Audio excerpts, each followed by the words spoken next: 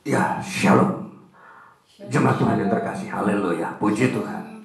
Terpujilah Tuhan kita Yesus Kristus dari selama-lamanya sampai selama-lamanya. Haleluya. Ya, hari ini, saudaraku yang terkasih, hari ini kita akan membaca firman Tuhan lagi sebagai bagian inti kehidupan kita.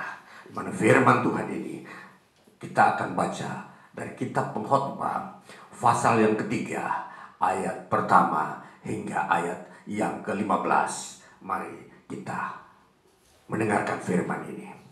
Untuk segala sesuatu ada waktunya. Untuk segala sesuatu ada masanya. Untuk apapun di bawah langit ada waktunya. Ada waktu untuk lahir. Ada waktu untuk meninggal. Ada waktu untuk menanam. Ada waktu untuk mencabut yang ditanam. Ada waktu untuk membunuh. Ada waktu untuk menyembuhkan. Ada waktu untuk merombak. Ada waktu untuk membangun. Ada waktu untuk menangis. Ada waktu untuk tertawa. Ada waktu untuk meratap. Ada waktu untuk menari. Ada waktu untuk membuang batu. Ada waktu untuk mengumpulkan batu. Ada waktu untuk memeluk. Ada waktu untuk menahan diri dari memeluk. Ada waktu untuk mencari. Ada waktu untuk membiarkan rugi. Ada waktu untuk menyimpan. Ada waktu untuk membuang.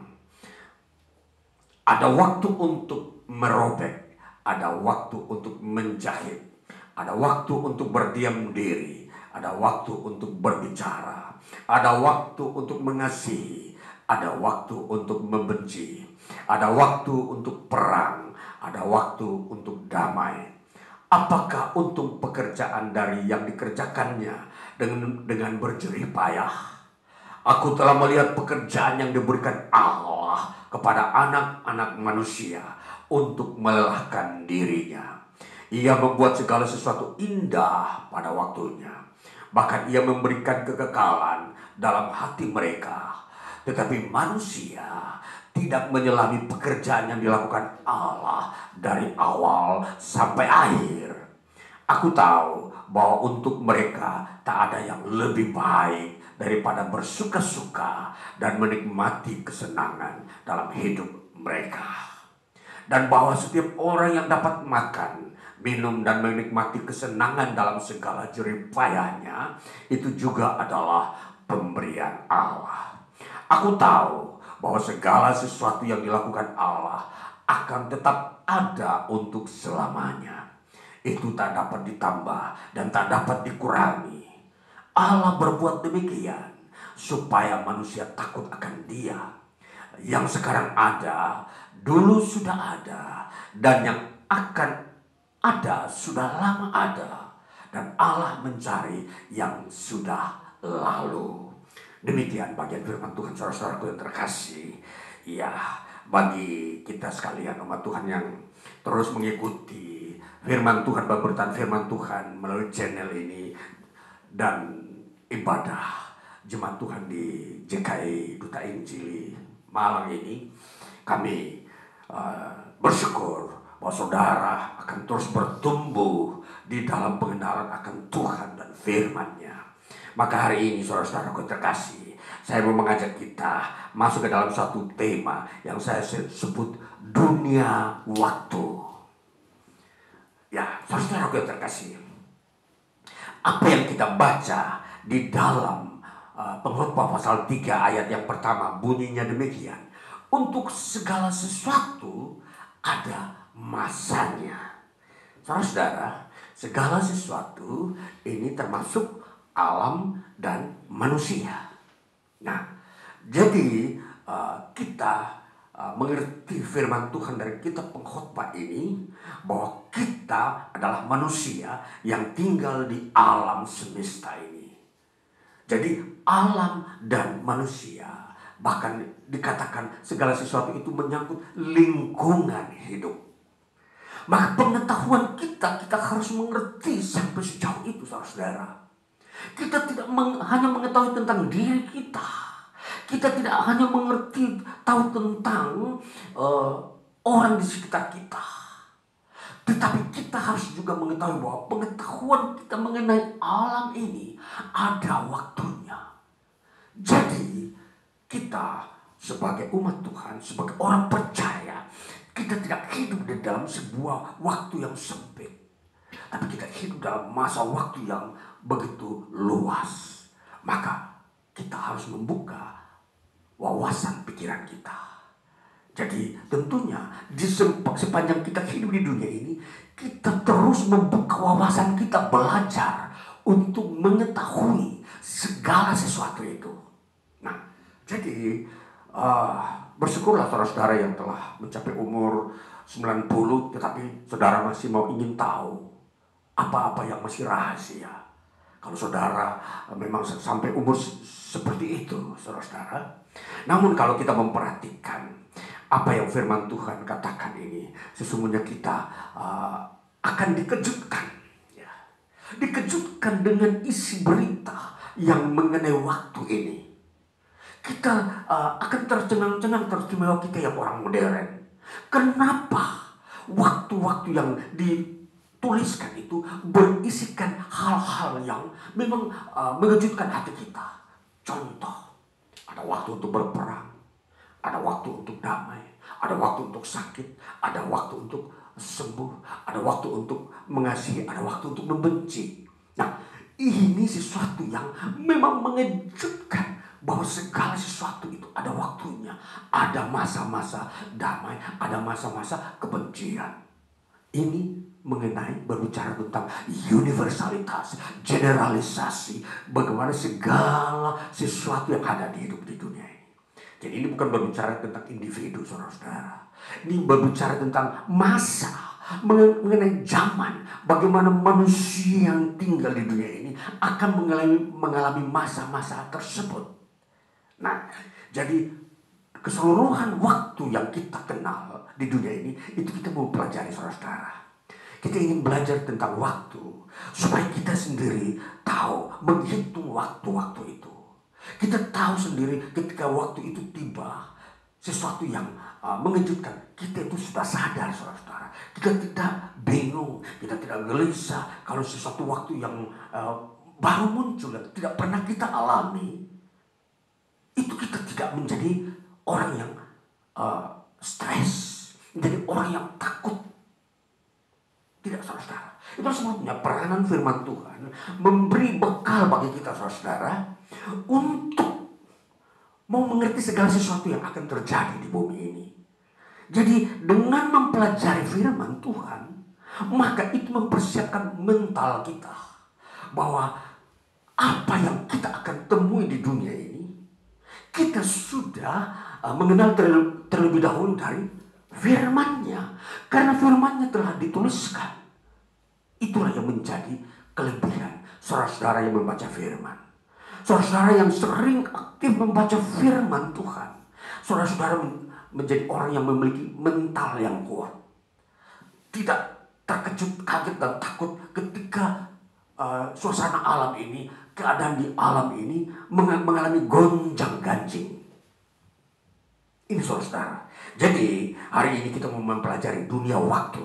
Sekarang kita mau melihat, mau mendeskripsikan dulu. Sesungguhnya dunia waktu itu ada dua bagian.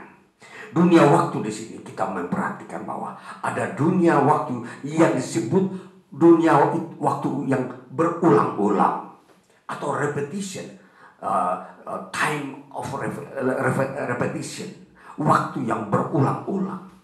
Kalau dalam istilah Yunani disebut kronologi. Jadi waktu itu berjalan terus-menerus. Contoh, waktu yang selalu berulang-ulang. Misalkan musim hujan akan selalu datang, musim panas selalu datang. Ya, itu adalah kronologi atau repetition. Jadi waktu yang pasti berulang. Matahari terbit, sebentar lagi dia terbenam, terbit lagi, terbenam. Itu berulang-ulang. Orang makan setiap hari itu akan berulang-ulang sama. Jadi apa yang dikatakan di dalam kitab Pengkhotbah ini, maka segala sesuatu ada waktunya. Itu menyangkut dua hal. Waktu yang berulang dan waktu yang hanya sekali. Dan kalau kita memperhatikan bagian waktu yang kedua adalah waktu yang disebut momentum, yaitu yang sekali terjadi. Ya. Jadi kalau kita memperhatikan, ini disebut kairologi. Kairologi. Hanya sekali. Contoh, ada waktunya orang lahir, itu dia sekali lahir. Ada waktunya orang mati, itu dia pun sekali mati. Dan ini, saudara-saudara, kita memperhatikan ini waktu yang seperti ini. Jadi setiap orang mengalami waktu kairologi, waktu sekali saja. Dia sekali lahir, nanti juga sekali mati. Jadi ini yang kita harus tahu, bahwa waktu ini seperti ini ada. Jadi kalau kita mengerti waktu, maka kita tidak akan bertanya-tanya dan takut menghadapi sebuah waktu yang kita memang tidak ketahui. Contoh, waktu kematian. Semua orang tidak tahu kapan dia mati, waktu kapan. Dia tidak tahu, tapi pasti ada, saudara. Jadi pengetahuan tentang waktu sekali ini, momentum atau kairologi ini, itu harus kita punyai. Karena kita tahu ketetapan. Ini waktu ini adalah ketetapannya Tuhan. Tuhan yang menetapkan waktu-waktu, baik kronologi maupun kairologi. Atau waktu pengulangan, atau waktu yang disebut sekali saja. Nah, jadi ini saudara, kita sebagai manusia, kita harus mengetahui waktu ini. Kalau tidak kita mengetahui waktu ini, maka kita menjadi orang yang bebal, orang yang sembrono. Seharusnya dia mempersiapkan dirinya untuk memasuki masa kematian. Dia terus berulang-ulang di dalam kejahatan. Nah, jadi ini kita memperhatikan. Dua waktu ini memberikan gambaran kehidupan kita di dunia ini. Bahwa paling tidak di dalam dunia pengulangan, waktu pengulangan yang selalu berganti-berganti.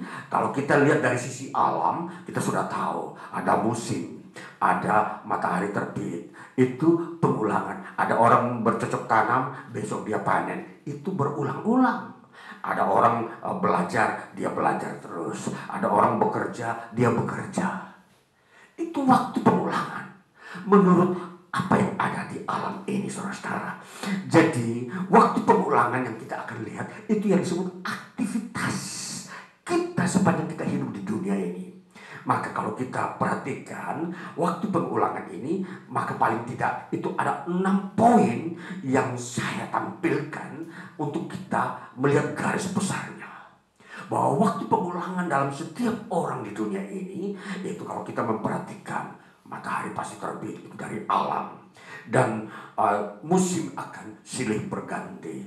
Itu pun kita akan melihat setiap waktu sepanjang hidup kita. Dan kita juga akan bisa melihat ada waktunya orang sakit dan sembuh. Itu bisa juga pengulangan. Jadi bukan berarti kalau dia sakit jantung, ya sakit terus menerus. Tidak, saudara. Jadi pengertian di sini bahwa ketika orang sakit, dia pasti berusaha, berupaya untuk dia sembuh. Bukan berarti nanti besok lagi dia sakit yang sama. Tidak, saudara-saudara. Ini maksudnya waktu pengulangan ini bahwa penyakit itu bervariasi. Kalau hari ini dia sakit kepala, bisa saja waktu berikutnya dia sakit flu. Dia bisa saja sakit perut. Itu sakit dan pasti sembuh. Itu waktu-waktu yang disebut waktu pengulangan. Tapi yang kita mau melihat tingkah laku manusia. Seringkali manusia marah, berubah, besok lagi sedih, marah lagi, sedih lagi, takut. Itu tingkah laku manusia yang seringkali berulang-ulang terjadi. Ya, saudara-saudara, kalau kita memperhatikan tingkah laku manusia di bumi ini, musimnya yang sering terjadi seperti itu. Nah, ini waktu yang disebut pengulangan. Terus ada yang membangun, ada yang merenovasi. Ya, tentunya kita melihat semua kegiatan ini berulang-ulang. Ada yang membangun, ada yang merenovasi, dia membangun lagi. Ini dia ulang-ulang sepanjang bisa saja terjadi beberapa kali ya dalam sepanjang dia hidup. Namun kita melihat lagi, ada yang paling penting di dalam pengulangan, yaitu beribadah dan berdoa serta beriman. Beribadah itu harus dilakukan secara berulang-ulang. Terus menerus itulah aktivitas yang memang ditetapkan oleh Allah. Berdoa pun harus berulang-ulang, terus menerus. Beriman, terus menerus beriman, terus menerus. Itu diulang-ulangi. Inilah waktu yang disebut waktu kronologi, yang disebut pengulangan, repetition. Nah, saudara-saudaraku yang terkasih, dari semua ini kita harus sadar, ketika kita ada di dalam waktu dunia ini, maka kalau kita beribadah dan berdoa dan beriman, itu memang kita mengikuti waktu pengulangan. Kalau kita hanya membaca atau kita berdoa hanya sekali ketika kita mau mati, ini kita menjadi orang yang tidak melakukan ketetapan Tuhan. Nah, ini saudara, ini kita memperhatikan waktu pengulangan. Nanti kita akan melihat bagaimana waktu momentum kairologi itu seperti apa, supaya kita bisa membedakan kedua jenis waktu ini. Waktu kairologi yang kedua, saudara-saudara. Waktu kairologi kita definisikan ialah waktu yang terjadi sekali sepanjang hidup kita, atau sekali dalam pengalaman hidup. Ya, contoh, kalau kita memperhatikan sekali, kalau kita lahir sekali, mati pun langsung sekali. Tapi kedua, kita pun menikah sekali. Itu peraturan ketetapan Tuhan di dalam iman Kristen. Seorang yang ketika memasuki masa menikah, dia harus sadar itu momentum bagi dia. Itu harus dia manfaatkan dan dia pelihara dengan baik. Jadi menikah pun sekali, saudara-saudara. Kalau kita memperhatikan momentum ini, ternyata ketetapan Tuhan mengenai hal ini seringkali dilakukan oleh orang dunia berbeda. Mereka bisa melakukan pernikahan entah berapa kali. Habis hari ini menikah, entah berapa tahun kemudian dia bercerai, dia menikah lagi, entah berapa lama waktunya lagi, dia menikah lagi. Ini saudara-saudara tidak bisa digunakan seperti repetition. Dia melanggar ketetapan Tuhan mengenai waktu. Jadi ini saudara-saudaraku yang terkasih, kita memperhatikan dari sisi waktu. Ini waktu momentum, saudara-saudara. Jangan membalikkan momentum ini terhadap repetition. Tuhan tidak memberi perintah untuk menikah berkali-kali. Jadi momentum adalah salah satunya, menikah pun hanya sekali. Kalau lahir sekali, mati sekali, menikah pun sekali, saudara-saudara.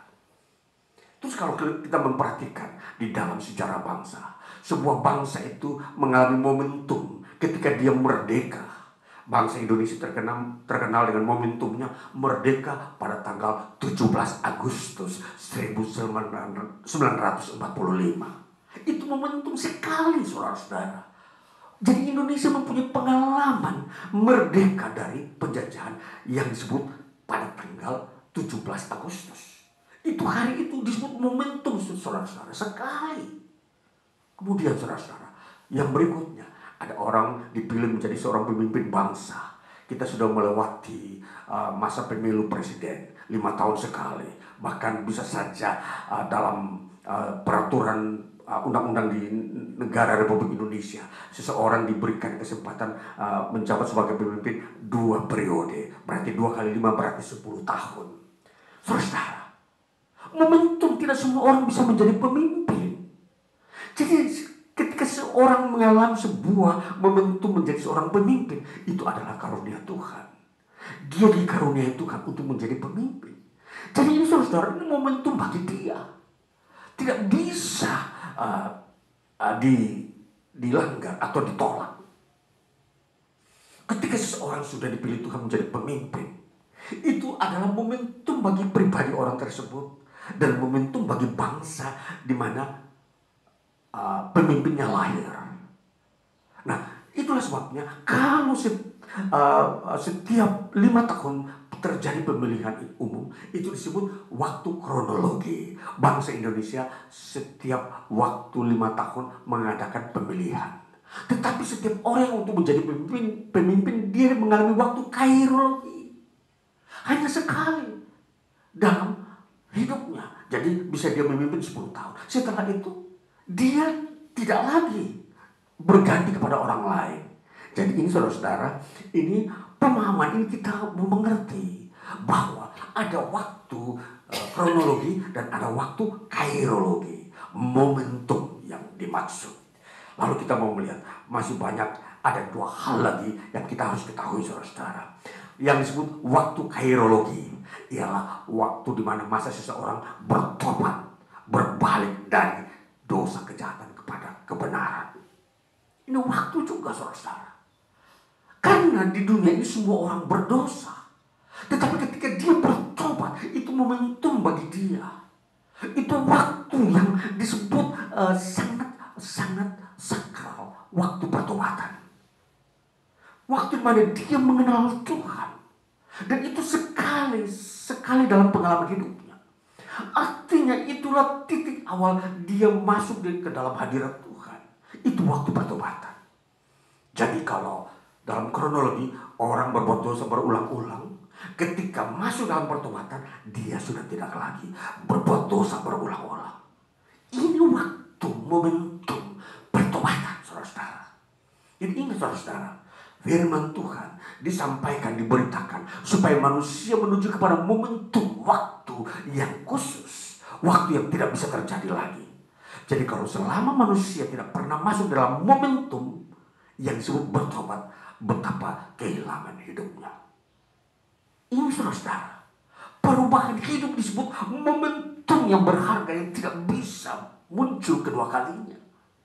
Ini saudara-saudara, ini masa, dan itulah waktunya Tuhan membuka pintu bagi dia untuk dia masuk bersekutu dalam kebenaran, menikmati hadirat Tuhan.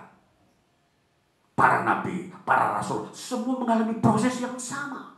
Sebelum mereka menjadi nabi, mereka orang biasa yang tentunya berdosa. Tetapi ketika dipanggil menjadi nabi, itulah momentumnya mereka untuk berubah dan bersekutu dengan Tuhan.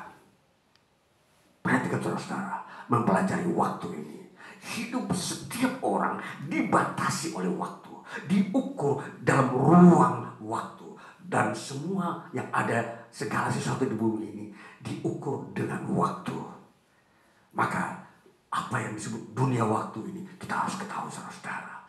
Jadi jangan ada orang kalau kita melihat dia sudah putus asa karena dia tidak pernah melihat kebaikan dalam hidupnya. Dia putus asa. Saudara-saudara jangan. Mengerti bahwa Tuhan mempunyai waktu untuk menolong saudara.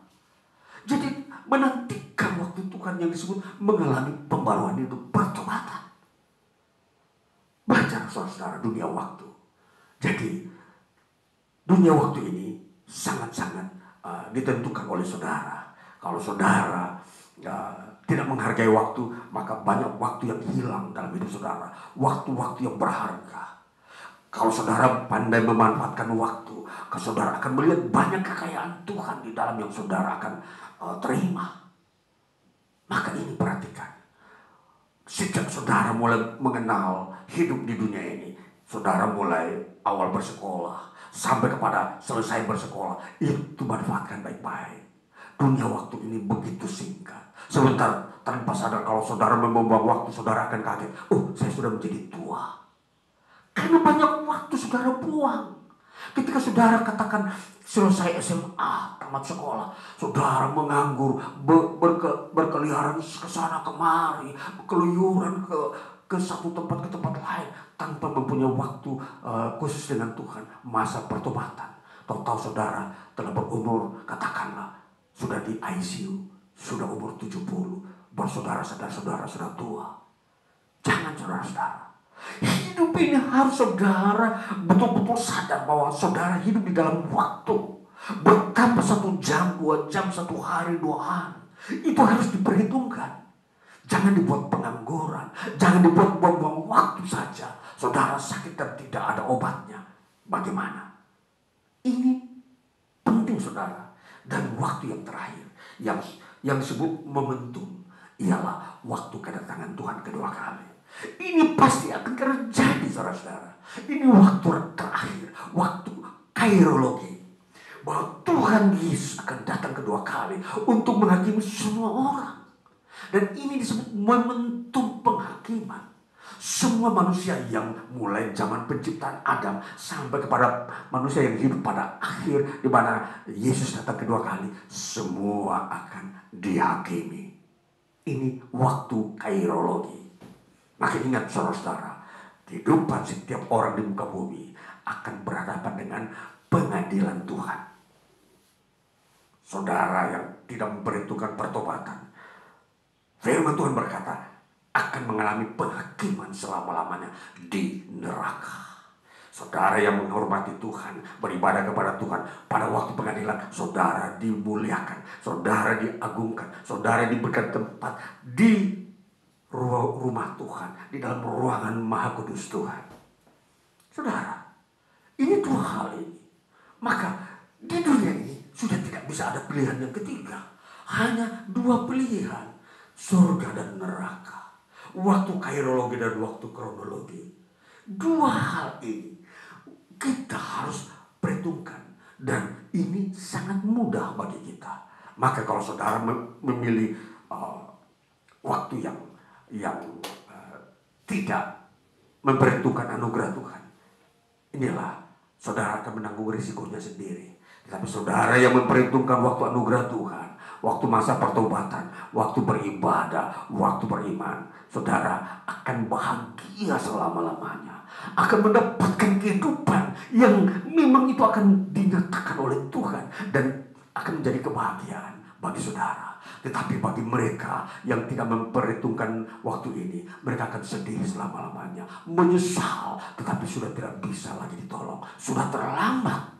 Waktunya sudah habis untuk bertobat. Waktunya sudah tidak ada lagi yang Tuhan izinkan untuk mereka untuk berbalik. Waktu anugerah sudah ditutup. Pintu anugerah sudah ditutup. Tuhan tidak menerima lagi pertobatan. Apatah lagi ketika saudara sudah di dalam kubur, sepanjang hidup tidak pernah bertobat, lalu sudah di dalam kubur. Tidak ada waktu pertobatan di dalam dunia kubur. Dunia orang mati tidak pernah mengaku dosa. Tidak ada orang bisa berbicara kepada Tuhan ketika dia sudah mati. Yang Tuhan perhatikan adalah ketika kamu masih hidup di bumi, kamu masih bisa berseru berdoa. Disitulah yang Tuhan perhatikan. Ketika kamu mengaku dosa, disitulah momennya Tuhan mengampuni dosa. Di dunia kubur tidak ada lagi momentumnya Tuhan mengampuni dosa. Tidak ada, saudara-saudara. Tidak ada ajaran firman Tuhan seperti itu. Itu semua itu tahayul. Itu adalah akal-akal manusia yang mereka-reka.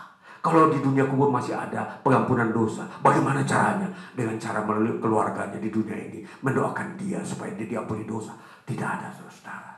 Lihat apa yang Yesus ajarkan dalam Injil Lukas, di mana ketika Bapak Abraham berbicara kepada orang kaya, ketika orang kaya ada dalam hukuman di neraka, dia bilang, Bapak Abraham, tolong utus salah seorang dari surga ini untuk berbicara kepada keluargaku di bumi, agar mereka bertobat, jangan seperti aku waktu aku hidup di dunia, supaya jangan mereka disiksa lagi seperti aku di sini. Apa jawab Bapak Abraham? Bukankah ada kitab suci di bumi untuk mereka baca? Biarlah mereka yang mau turut atau tidak. Kalau mereka tidak turut, mereka akan seperti kamu di sini. Itu saudara. Jadi tidak ada pertobatan di dalam dunia kubur. Si orang kaya yang sudah mati, dia mau mengaku dosa sudah tidak bisa. Jadi ini saudara, sepanjang umur hidup saudara masih bernafas, mengakulah dosa. Itu momentumnya. Jadi kita harus memperhatikan momentum ini. Jadi perhatikan, saudara-saudara yang mendengarkan firman Tuhan di hari ini, maka lihatlah bahwa ada masa waktu di mana Tuhan masih memberikan saudara hidup. Sadarlah, pandanglah kepada Tuhan. Akuilah dosamu pada masa-masa sebelum saudara berbuat dosa. Dan hiduplah mengasihi Tuhan sepanjang Anda di bumi ini. Karena tidak seorang pun bisa memberikan kebahagiaan kepada saudara. Hanya Tuhan yang bisa memberikan kebahagiaan. Semua manusia di bumi ini selalu membenci, besok membenci, besok memusuhi, besok lagi mengasihi, berubah lagi membenci. Tetapi Tuhan mengasihi selama-lamanya. Dia memberikan kasih. Dia memberikan kasih sekali untuk selamanya. Jadi ini momentum saudara-saudara. Kalau bersekutu dengan Tuhan, yang ada hanyalah kasih, tidak ada kebencian. Ini yang kita perhatikan. Selanjutnya saudara-saudara, kita perhatikan bahwa apa yang kita kenal dengan waktu kronologi ini adalah waktu di mana kita mau mengagungkan kemahakuasaan Tuhan dan keagungan Tuhan. Bahwa Tuhan itu maha kuasa dan agung, mengatur, menetapkan waktu-waktu ini. Waktu kronologi dan waktu kairologi itu tidak terjadi dengan sendirinya, tidak muncul dengan sendirinya. Sudah ditetapkan Tuhan bahwa waktu-waktu seperti ini harus terjadi. Waktu kronologi itu harus terjadi, dan waktu kairologi itu pun harus terjadi. Jadi Tuhan kalau sudah menetapkan, tidak ada seorang pun yang bisa mengurangi, tidak bisa seorang pun menambahkan dari waktu-waktu yang Tuhan sudah ciptakan. Jadi perhatikan, kita manusia hanya patut memandang kepada Tuhan. Kita tidak bisa memandang tempat lain. Tempat lain tidak ada pemandangan yang begitu mulia. Ketika kita memandang alam dan dunia ini dan sesama manusia, kita sederhana dan terbatas. Tapi ketika kita memandang Tuhan dan kebenarannya, kita mengalami sesuatu kehidupan yang luar biasa, sesuatu yang lebih tinggi lagi ketika kita bergaul dengan Tuhan. Dan ini saudara-saudara, orang-orang percaya selalu menikmati kemahakuasaan dan keagungan Tuhan sepanjang hidup saudara di bumi ini. Ketika saudara menjadi orang percaya kepada Kristus Yesus, di dalam hidup saudara selalu mengalami fase-fase kemahakuasaan dan keagungan Tuhan. Ini ada nyata. Ini waktu kairologi. Maka berbahagialah saudara-saudara kita yang hidup di dunia ini, yang sudah masuk dalam momentum masa anugerah, masa pertobatan. Dan kita sungguh menikmati berkat Tuhan. Di luar itu tidak ada kebahagiaan. Momentum pertobatan itu adalah momentumnya Tuhan bagi setiap orang agar dia masuk dalam kebahagiaan. Bila Tuhan menawari waktu pertobatan, masih banyak orang mau menolak, belum mau bertobat. Kebahagiaan itu diambil. Damai sejahtera itu tidak disediakan di meja makan saudara, di dalam rumah tangga saudara. Tidak ada damai sejahtera kalau tidak ada pertobatan.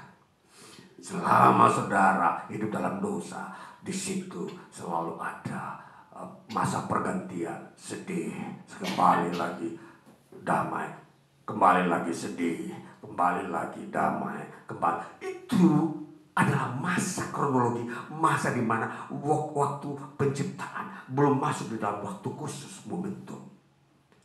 Jadi perlu kita perhatikan perbedaan waktu ini. Waktu momentum adalah waktu damainya Tuhan, masa pertobatan. Tapi kalau saudara masih tetap dalam waktu repetition, waktu kronologi, saudara pasti bergulat dengan dosa. Besok pagi berbuat dosa, besok sore saudara sadar, oh ini dosa. Tetapi besok pagi saudara berbuat dosa lagi, besok lagi. Begitu dan seterusnya. Tidak pernah hilang daripada keberdosaan. Jadi waktu kairologi ini sangat penting, di mana Tuhan telah tetapkan. Inilah waktu kamu harus mengaku dosa, harus hidup di dalam anugerah, harus hidup di dalam pengudusan Tuhan. Tinggalkan waktu-waktu keberdosaan yang selalu berulang-ulang setiap waktu. Jadi saudara-saudara, perbedaannya ketika kita dalam dunia fisik dan dunia iman. Dunia fisik kalau secara pengulangan itu wajar. Tetapi kalau secara rohani berdosa diulang-ulang, itu yang tidak wajar. Yang dalam dunia iman, kita pun orang beriman, secara repetition itu kita lakukan apa? Berdoa, beribadah, membaca firman berulang-ulang. Itu adalah baik. Tetapi di dalam momentumnya, bahwa ketika kita orang percaya masuk dalam momentum dunia kairologi, waktu kairologi, ialah yang disebut kita lahir baru, bertobat dan meninggalkan pengulangan dosa. Kita hidup dalam damai dengan Tuhan selama-lamanya. Itu saudara-saudara, itu waktu yang terjadi ketika kita bertobat, kita berdamai dengan Tuhan selama-lamanya. Nah, ini saudara-saudara yang kita perhatikan, bahwa hidup di dunia ini kita dibatasi dengan dua waktu. Waktu kairologi dan waktu kronologi. Kita, puncaknya hidup kita di dalam kairologi ini. Baiklah, kita mau melihat hidup kita, bahwa kita mau mengambil keputusan, mau masuk dalam waktu masanya Tuhan, waktu yang sekali, yaitu kairologi ini, yang waktu keselamatan, waktu untuk kita masuk dalam hidup kekal, itu sekali, dan akhirnya kita sungguh-sungguh betul bahagia dalam hidup di dunia ini. Saudara-saudaraku yang terkasih, jadi secara fisik saya mau simpulkan bahwa tentunya kita tidak bisa terlepas daripada waktu kronologi. Setiap hari kita makan, saudara-saudara, kita bersuka cita. Setiap hari kita masih melihat cuaca silih berganti. Kita pun itu tidak bisa menolaknya, karena itu sistem penciptaan. Tapi kita tidak boleh masuk dalam pengulangan sistem keberdosaan. Jadi kita dalam hidup ini tidak boleh menukarkan tempat. Artinya waktunya kairologi kita tidak bisa tempatkan di waktu kronologi. Sebaliknya waktu kronologi tidak bisa dipindahkan ke tempatnya waktu kairologi. Masing-masing mempunyai tempat sendiri. Contoh, kalau saya memberikan contoh, orang mau merubah posisi, waktu kronologi secara iman, dia setiap hari berdoa, setiap hari membaca firman, setiap hari katakanlah bisa beribadah. Itu kronologi. Tetapi kalau dia masuk di dalam waktu kairologi, maka itu hanya sekali dia bilang, oh saya mau bikin waktu ini berubah, kayak kronologi ke kairologi. Seharusnya dia setiap hari berdoa, dia membuat kronologi kairologi sekali saja. Hidupnya sekali tok berdoa, pokoknya sudah berdoa sekali saja. Habis itu dia mati. Saudara-saudara, pandangan ini orang yang memutarbalikkan. Saudara-saudara, ini orang yang kehilangan, orang yang tidak mengerti waktu, orang yang tidak mau peduli dengan firman Tuhan, tidak mau mengerti apa yang Tuhan ajarkan. Dia mau mengatur dirinya sendiri, tidak mau mengikuti aturan Tuhan.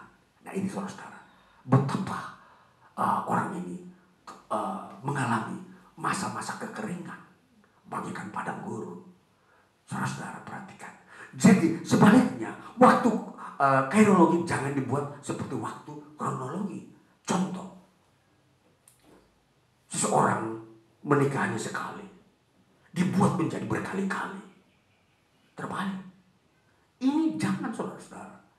Jangan mengikuti kehendak kemauan diri sendiri. Tuhan menetapkan setiap waktu itu menurut manfaatnya. Dan itu kehendak Tuhan seperti itu.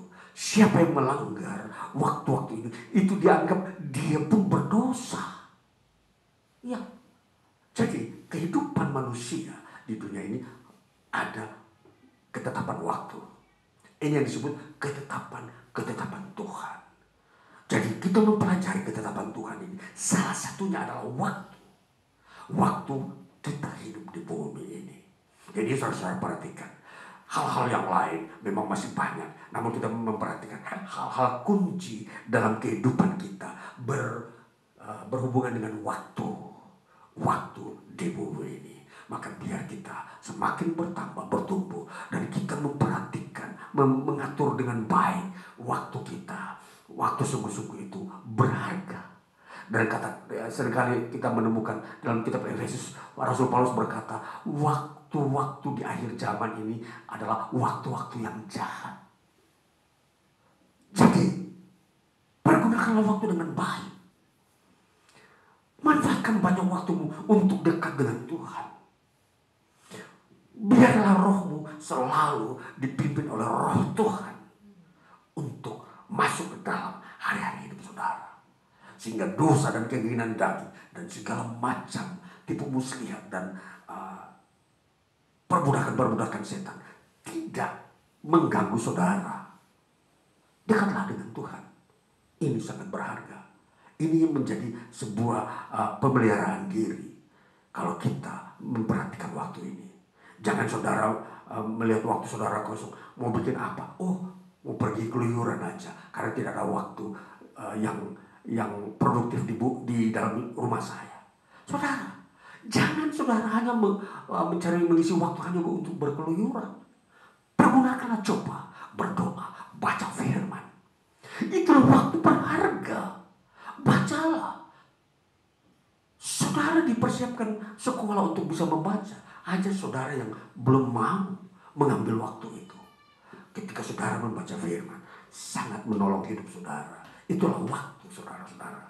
Sehingga kalau kita simpulkan berapa banyak waktu saudara dekat dengan Tuhan, itulah yang membuat saudara akan semakin kuat, semakin tahan banting, dan bisa saja dapat menyelesaikan banyak masalah di dunia ini. Tetapi kalau saudara tanpa mempunyai pegangan, tanpa membaca firman Tuhan, saudara tidak bisa berguna di tengah-tengah dunia ini. Saudara lemah. Tidak ada potensi diri. Karena potensi diri itu dikembangkan dari hubungannya dengan firman Tuhan. Hubungannya dengan pribadi Tuhan. Di mana kita selalu berdoa. Itu yang membuat kita mempunyai kekuatan untuk hidup di dunia ini. Perhatikan saudara. Jadi sekalipun saudara memasuki semakin bertambah usia, pergunakanlah waktu itu dengan baik. Pergunakan dengan baik. Berdoalah setiap waktu. Karena itu masa-masa saudara memasuki usia tua. Usia itu begitu sensitif. Seringkali saudara di situ bisa saja sedih, bisa saja lemah, bisa saja tidak bersemangat.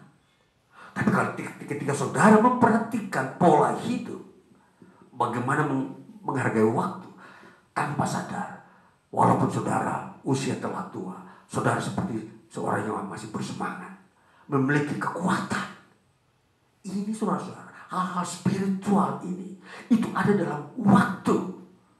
Sebab semangat tidak bisa datang secara otomatis dari surga. Saudara sudah tua, tiba-tiba Tuhan berikan kekuatan. Tidak bisa. Itu harus ada sebuah implementasi atau cara saudara menanggapi Tuhan dengan membaca firman-Nya. Baru Tuhan memberikan kekuatan spiritual yang tidak bisa saudara dapatkan lewat makanan, lewat obat-obatan. Tidak bisa. Semua itu kekuatan ilahi yang ada dalam iman Kristen, dalam Yesus Kristus. Saudara bisa mengalami mujizat-mujizat kehidupan seperti ini. Jadi saudara-saudara, mari saya mau membawa saudara untuk melihat kehidupan yang ajaib di dalam memanfaatkan waktu. Jangan mengandalkan kekuatan-kekuatan alam semata. Herbal-herbal yang seringkali memberikan sebuah solusi seolah-olah memberikan awet muda atau kekuatan baru. Itu semua terbatas saudara. Terbatas, saya mau katakan. Ada masa waktunya pun, itu pun tidak akan berfungsi. Tetapi ketika saudara berdoa, meminta kekuatan dari Tuhan, memberikan kesehatan, membuka rahasia firman, saudara membaca firman dengan tekun, saudara akan mengalami melampaui apa yang orang mengandalkan. Apa yang disebut herbal life. Hidup yang mengandalkan herbal. Ini saudara.